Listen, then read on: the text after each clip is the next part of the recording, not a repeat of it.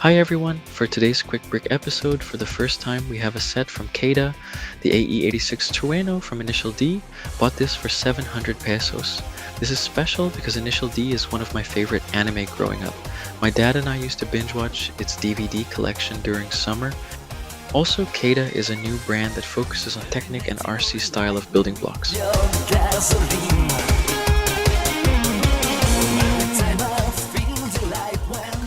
For the guidebook, it has around 37 pages and parts list, contains 280 pieces resulting to price per piece of 4 cents.